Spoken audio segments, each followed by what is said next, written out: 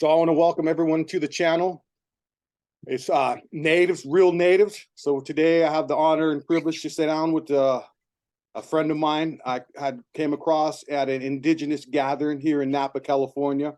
For those ain't familiar with the channel, we're going to be talking about reservation, incarceration, rehabilitation, civilization, and most important, culture preservation. So if any of you out there in the native world want to talk and expose about your people and talk about anything you'd like to share, it doesn't have to be nothing too rough, too ghetto, or anything like that. It's just something constructive.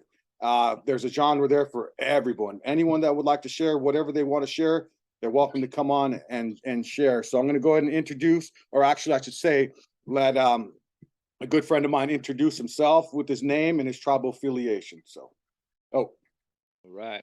Ikali I could yake on Satis Wappo. How's it going, everybody? My name's Alyx Howell. My tribal name is actually Little Duck. That's what they call me in Wappo. I'm a Pina family member. Tribal affiliation is from the Pina bloodline. I'm a descendant of the Wappo people from here in Sonoma County and Napa County. Grew up here my whole life and bouncing back and forth between Napa and Sonoma. And yeah, just kind of here to talk, share my piece a little bit, and do what I can.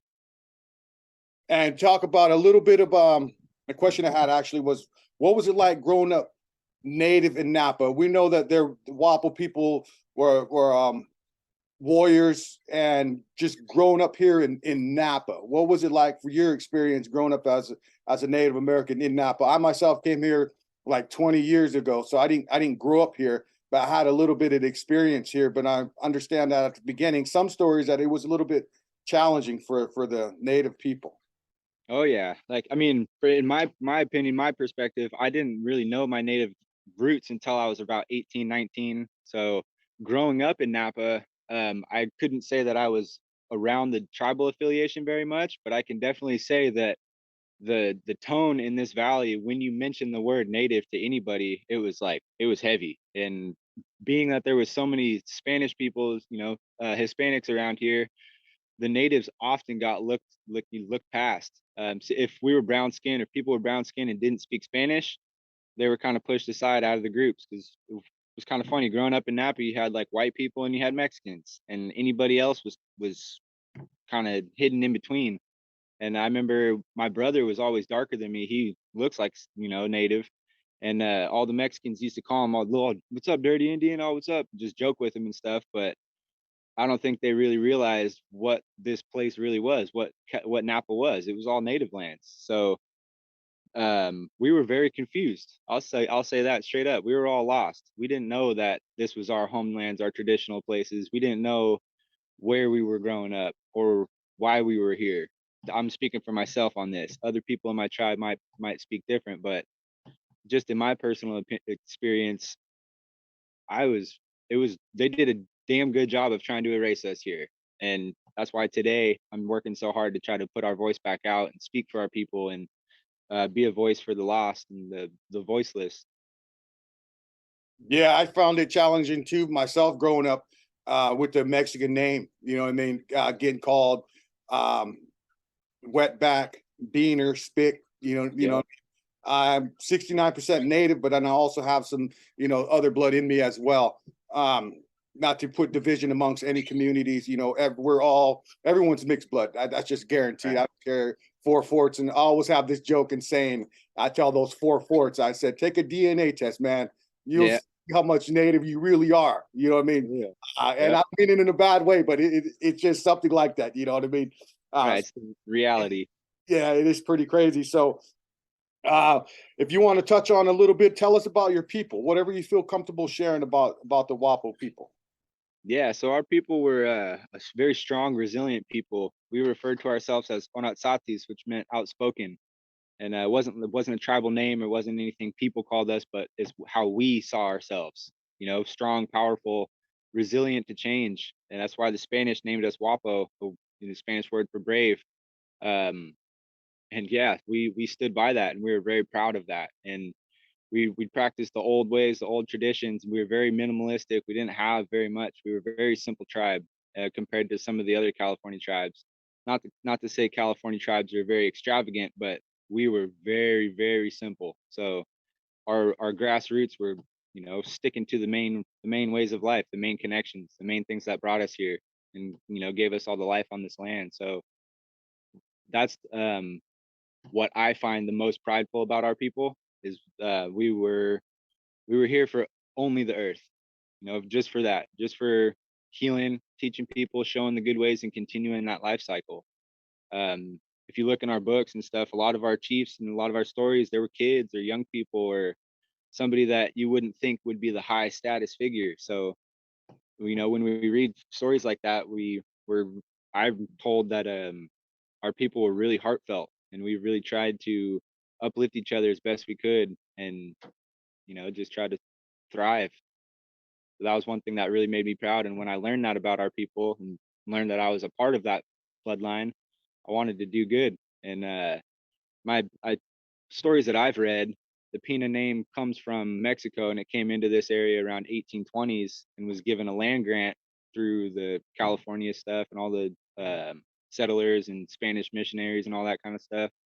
But come to find out that one of these land grants was owned by this family of Pinas, and there was three brothers, and these three brothers actually allowed the natives or let the natives use their land as an easement, as like a way to get from Sonoma County up into Clear Lake and Mendocino.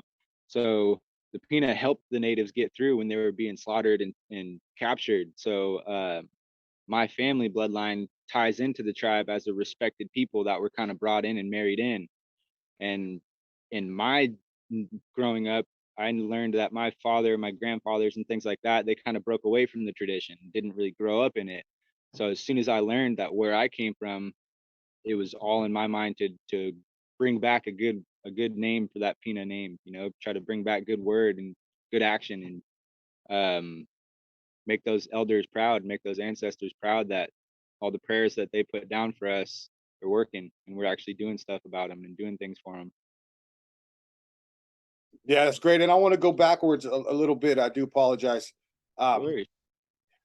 you had mentioned that you started getting back into, or not getting back, you started learning your ways, and a lot of people won't admit that. And I do appreciate you sharing that. A lot of natives, homos, other natives, they're just starting to get back into their ancestral ways, and we have a large disagreement or people going back and forth on social media. They're not doing this the right way. They're not doing this the right way. They're not, and they didn't realize, like with my people, the Pomo, we have they say between 72 and 80 different bands of Pomo. So some people don't know this. Pomo territory was supposed to be deeded one big reservation, was supposed to be Sonoma County, Mendocino County, and Lake County. That was supposed to be one big Pomo reservation. But they didn't honor that. They rediscovered that in 1918 and started giving out rancherias. So it shrunk and shrunk. So my point is that not everyone does everything the same. You know what I mean? Everyone Right. does things different. I myself, I don't speak on behalf of the whole entire Pomo Nation, yet I Yep. represent the Panola clan. You know what I mean? I represent my grandfather and carry on his tradition, and that's what I'm doing to carry on his name. So the way I'm going to be doing things is going to be way different than some of the Eastern Pomo, Southern Pomo, Coastal Pomo, Northern Pomo. It's going to be a little bit different than that, and because we had our own clans, you know what I mean, and even the clans do things different. I know from the town Point Arena, the rest up there in Point Arena, there's like three different clans that does things. They're the same band, but there should be the same clan, but the clans do and sing songs different than each other, even though Mhm. we're all related, which is Right. it shows that everyone has their own way. So Yep. everyone's learning about their traditional way. And I don't want to throw your business out there, but you are active in the old way. What's that experience like for you to be active in the dancing and ceremonial part without going too deep? Yeah. For me, it's as healing as you can get. I mean, I was going through a dark time when some uncles and some cousins and brothers came to my house and doctored me up and helped me find this way, and it saved my life straight up through and through. Like if I would have found this a lot younger, I would have been on a better path way earlier in life. But this is something that it spoke to my spirit, spoke to my heart, and then it woke me up. It was something that's very powerful, and dancing and going out and trying to put out good energy to the people and put them footsteps down and sweat for the people to show that your effort for them. You don't need to know them personally. You don't need to really know what their issues or their struggles are, but you just showing up to put in effort and to show them that you care and that's what your intentions are. That to me is like it's very big. It feels very good in my heart to give back like that. Because growing up, like I said, not around the native people, I feel like I owe them a lot because I'm part of their bloodline. I know the ancestors prayed for every generation, and if I'm one of those, then I got work to do to give back and make sure that they're proud of that. And yeah, it's like I'm let speaking of the old way, I'm very fresh. I'm spiritually still a baby. I'm very young in this, still learning, but I'm being taught by people who are we're working really hard to teach each other and to share that, just like you were saying, we're all on our own journey. It's all of our own journeys, and we're all going to do things a different way. Spirit talks to us in a different way. Sure, songs might be shared and sung similar in between us, but it doesn't necessarily mean that just because these two people are brother and sister or family doesn't mean that they're always going to stick together on their path. Sometimes their medicine has to go one way to go helping other people before they can come back. Like, you just have to trust the process. And I guess that's what's the old way for me, is really learning to trust the medicine and believe in what we're doing, and to know that we are healing each other and we are helping the lands and we are helping our people. And the biggest lesson coming from those old ways is, just like you were saying, it's not about the separation of the people or how we do things different. It's just about the feelings that we get while we're doing those different things. Anybody can dance a different song, but traditionally, if we didn't have the same language, how did it work out when we traveled and went to gatherings, went to ceremony together, up and down the state? We didn't know what each other were saying, so we were going off of feeling and going off like body language and our spirit. So I'm focused on trying to go back into those ways, keep the words out of it, because sometimes that causes confusion, and hearing about other people's drama or the other past, that doesn't help us move forward. And the creator wants us all to move forward in a good way, and bring back the traditions, bring back the healing and the power. And we can't heal our people until we heal the land. So right now, the old way is teaching us, get out there and sing to the trees, sing to the water, sing to the creek, the birds, the animals, all the life, because that's what needs the healing first. Because once the land is healthy, then the people can get healthy. We can't focus on ourselves first, because creator blessed us with all this stuff. There's a lot of work to do before we can expect anything back, I guess. And this society is very used to just putting their hand out and getting something. We go to the store, we buy something. Oh, here's a little piece of paper and give me this. I'm deserving of it. In reality, creator, he asked us to do work a long time ago, and we've been neglecting that. So it's up to us to get back to those ways, and to show our old ones that we are here and we do still care. And we understand that their prayers and their healing is what the reason we're here. And that's what it's all about. It's about culture preservation and preserving our way of life. Otherwise, what the elders and the old ones went through, if we don't preserve it, it's going to be for nothing. And sometimes people get upset with me. My strength and my weakness is I'm a little too authentic. If I'm going to share something, it's not going to be generic. Some people don't like that. You know what I mean? Some people is like, he's sharing too much, he's telling too much. And I always refer back to that our people, we were always storytellers. We were always teaching our wisdom and our knowledge. We were always trying to secure our future. You know what I mean? And I today take advantage of the technology and the platforms that we have. So our ancestors, when we had our clapper sticks, our high buttas, our ceremonial regalia, those patterns, would it be diamonds, the crosses, not the Christian cross, but the crosses, the four directions, or rather it be a hummingbird, whether it be the flicker band, whether it be different patterns, you know what I mean? Stars, whatever. Each one of those patterns, it was our way of archiving our story. Each one of those pieces have a meaning. So what Yep. I'm trying to say is that it's like what I'm doing now, instead of writing it down, I'm making sure I'm securing my grandfather's legacy and my legacy for my great grandkids, great grandkids to come back and see what I'm doing, and I could actually teach them to secure the next 50, 100 years, however long the internet or the web exists. I'm going to be able to make sure that my ancestors are going to have that legacy secured for that amount of time. And it's kind of selfish, and I feel I got that small window of maybe 20 years to do this project. You know what I mean? And it's not for views, it's not for likes, it's for none of that shit. It's Yep. just to secure my ancestors' way, because they went through so much to hold on to it, and we were able to just to grab that little piece and keep going. And a Right. lot of things that people don't admit, that there was a handful of people in the 80s and the 90s that were actually there from the beginning. I won't say their names, but from up there on the coast, there was a handful of them. You know, Mondo Williams was one of them. You know, there's Yeah. another a dude up there, James Marufel, and Santino. There were a bunch of them when they were like the original guys up there on the coast. They were youngsters that were really like, were, I would say, almost born into it. And that was like in the late 80s, early 90s. And there was like Mhm. a handful of them. And then you fast forward to 2003, 2005, everyone just started getting back into the big times and started, which is beautiful.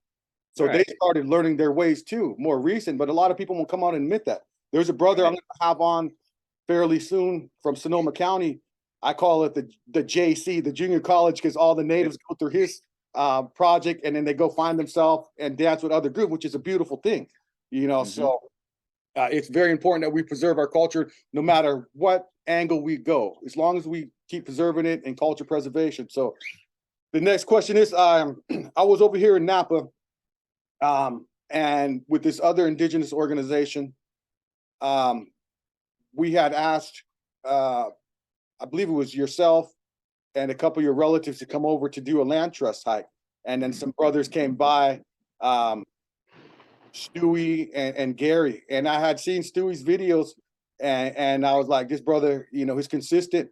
And then I always heard of Gary. And then every time I heard Gary sing, it's like he was one of the only singers, man, that I could feel his song.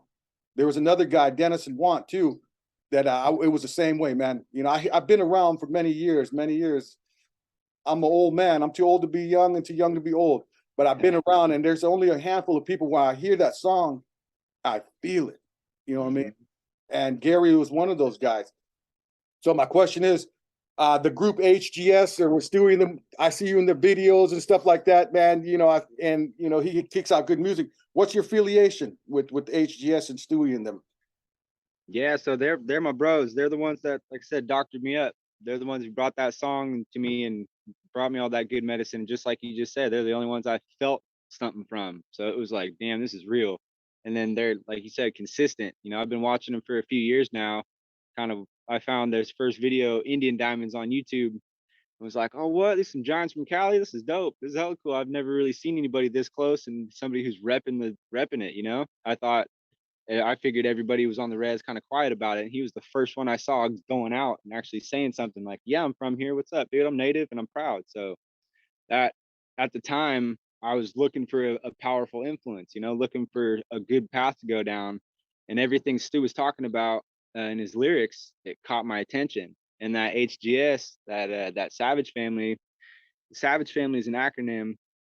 Well, actually, they both are, HGS and Savage Fam. HGS stands for Higher Grounds of Struggle, and Savage Family stands against violent adversaries and genocidal environments. Forever, always movement.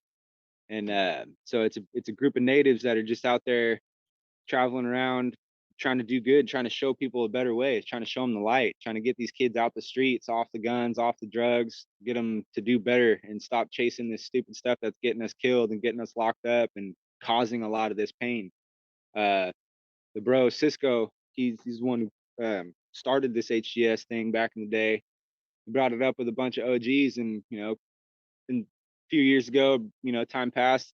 A couple bros came in and kind of infiltrated it, changed up the ways, and kind of brought some sickness into the group, and so it kind of fell apart for a while. But it's coming back. Stu saw the change happening and saw that Cisco was all pissed about what was going down. So he's like, man, this ain't right. We got to bring it back for the old ways. We got to bring it back, keep it going. So Stu and Lil Jim and Cisco got back on tracks and started doing more music and just started uplifting the people, and it's working. Like the youth are hearing it. I heard it. And it's like, damn, I got to be a part of that. And I'm not a rapper or anything like that. I'll get up on stage with them and mask up just to kind of show that I stand with them and I agree with what they're saying. Um, they're powerful dudes. They're very strong, very kind. They're the best hearted dudes I've met in a long time. I grew up around some rough people, some good people, really good people, some really not so good people. And they might look the scariest, but they're the best hearts that I know right now. So without them bros, I wouldn't be on this spiritual path and getting to this old ways and stuff. HGS is a big part of why we're going back to the old ways. I think back in the 90s, they were at an AIM little movement thing somewhere. And I think it was Dennis Banks, if I'm not mistaken. One of the elders walked up to Cisco and said, "Hey bro, I hear you rapping and moving around and doing all this stuff with your Savage Fam thing. Why don't you talk about the movement? Talk about the stuff the natives are doing?" And Cisco took that to heart, and that's where all this kind of spawned. Because before it was just a rap group that bounced around and went from res to res talking about rapping and getting people to do rap. But then it turned into speaking about better things and putting in real lyrics and talking about the struggles and how to get out of the dark and how to heal yourself and how to do better. So when I saw that, I grabbed right a hold of it and said, hell yeah, this is something I can agree with. This is something that I'm ready to push. So I rep it to the fullest and I'm with it every day. Yeah, there's a bunch of solid brothers in that group, and one song that I remember, "In the State of California," that one is like those lyrics are fucking mind blowing, man. And Yeah. and I was like, yeah, it was pretty cool music, man. Just to listen to you and knowing that the brothers Eastern Pomo, you know what I mean, which Yeah. is which I'm proud to be a Pomo and I'm proud of him, and Right. will support him as and at any angle as I can, you know what I mean, as a friend. So we're getting close to wrap it up. So is there something that you want to, if there's something you want to be remembered, what do you want to be remembered for? That's a hard question. Okay, let's go back to that. Let's go back to, I'm looking at the script here. There was one thing I forgot to ask you. I do Yeah, apologize. no worries. What are you doing active in the native world now? Besides dancing, that's not besides, but dancing, that's a beautiful thing. What is your involvement in the native world now? Right. Yeah. So I'm got a couple of projects going on. We're trying to build like a outdoor environment education center in downtown Napa. It's going to be called the Cradle Basket, like an environmental area where people can come tend to the plants, learn about plants, gathering, things like that. We're in the future we want to have a native garden, and there's going to be stones all around the perimeter of the area that represent the 5 surrounding tribes that used to come to Napa and gather. So just bringing some tribal representation into downtown. That's one of the projects we're doing. There's a big carving stone or an old mortar in front of the courthouse or something like that downtown on, I think it's 3rd Street. I'm in the works of getting that moved back to our traditional territory so we can use that for classes and teach our youth about what it was and how they were made and what we used to do with them. There's a lot of our youth, a lot of the Wappo people, I don't think they even really know our traditions and even how we used to make acorns and mush, stuff like that. So we're trying to gather all of our things and use them again. We're trying to wake our culture back up. And here in Napa, it's been quiet for a long time, so we've got a lot of work to do. We're trying to get our voices and our teachings into the curriculum. We're trying to basically be a voice again, because for a long time there was this group in Napa that kind of took reign, and they're the ones who get asked a lot of the stuff about the Wappo people and the tribal affiliations and things like that, when not all of them are actually local people. They're not actually the local descendants. So we've always kind of been pushed aside. So we're working really hard to put our voice out and be there. So, when people start talking about, oh, the Wappo this, Wappo that, we can actually be in the conversation and not just talk about, we can be talked with. So that's my goal, is just trying to kind of put our foot out there again and be the thorn in somebody's side if we have to be. And it's all about culture preservation. This is Napa territory, is the Onisate Wapo territory. You know what I mean? And it is doing the right thing for the locals out there that are going to watch it. It is always good to check in with the local tribe and be respectful about doing things. So did you want to answer that question about what do you want to be remembered by, or is there any words of wisdom that you want to tell the kids? Yeah, yes, hell yeah. The one thing that comes to my mind is something a Hawaiian elder or uncle told me when I was living over there in Maui. He said, "You guys know what an uncle is?" And we're like, "Well, yeah, it's your mom's brother, your dad's brother." He's like, "No, no, no. An uncle is a shoulder to lean on, a shoulder to cry on if you need, a shoulder to be there when you need help." That's what I want to be. That's what I'm here to be on this earth for, is somebody who can help those in need, somebody who can be trusted, somebody who's not going to falter, not going to flip on people. I just want to be as solid as I can. That's my goals in life. And that's, if I have any advice to give to the kids, that's what real strength is. That's what power is. It's not about gang banging, how many people, how many bodies you've caught, how much time you've done. It ain't that. That's not what makes you tough. What makes you tough is how many grandmas and aunties love you, and how many kids want to come up to you and be around you. That's what makes you a badass. And that's what I'm, if I can try to change the world in any way, that's what I would want to see, is more people doing good, not chasing the battles and getting caught up in the dark. Again, thank you for your time, Alyx. I want to say it's an honor to be your friend and to be traveling this journey in life, knowing that I got a brother that I could call upon if I need any assistance, any help, and that's what brotherhood's about. So with that, I want to thank everyone for tuning in. I want to thank Alyx for joining.